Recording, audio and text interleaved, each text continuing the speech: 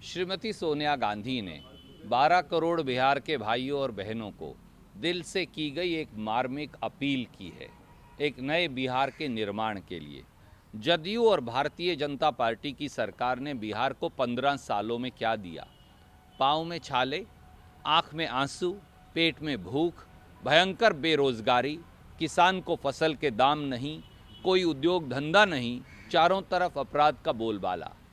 परंतु जदयू भाजपा बिहार को पहचान नहीं पाई, क्योंकि बिहार देश का मान भी है, अभिमान भी, देश की आशा भी है, शक्ति भी है, देश की ऊर्जा भी है।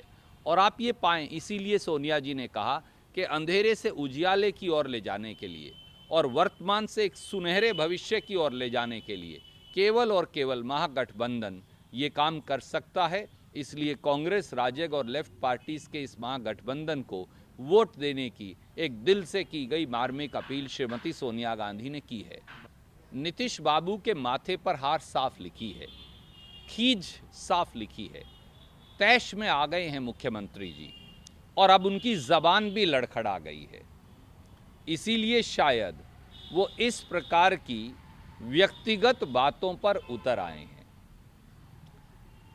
नीतीश कुमार जी तो पहले बहुत ठंडे दिमाग के हुआ करते थे, अब आप देखिए हर सभा में तैश में आते हैं, युवाओं को धमकाते हैं, ना केवल धमकाते हैं बल्कि उन्हें धक्के मारकर सभाओं से निकालते हैं।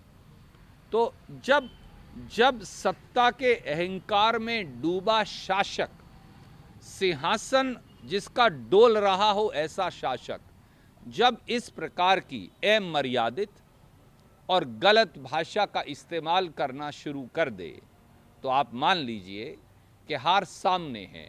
हार सामने देखकर नीतीश बाबू बौखलाए हुए हैं। मुझे लगता है कि ये भाषा अमर्यादित है, प्रजातंत्र में ये अस्वीकार्य है।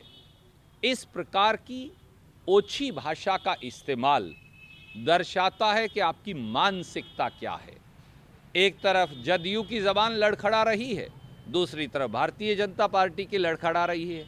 और आदरणीय मित्र, जबान लड़खड़ाती तब है जब हार माथे पर लिखी हो। पहले फेज में 71 सीटों पर जहां जहां जदयू और भाजपा के नेता गए, कल नड्डा साहब की सभा की कुर्सियां खाली पड़ी थी आधी से ज़्यादा, और इधर नीतीश बाबू लोगों से लड़ रहे हैं, हर जनसभा में तैश में आते हैं, खींच जाते हैं, गुस्सा करते हैं। जदयू और भाजपा के लोग इस अमर्यादित भाषा का इस्तेमाल इसलिए कर रहे हैं कि हार माथे पर लिखी है।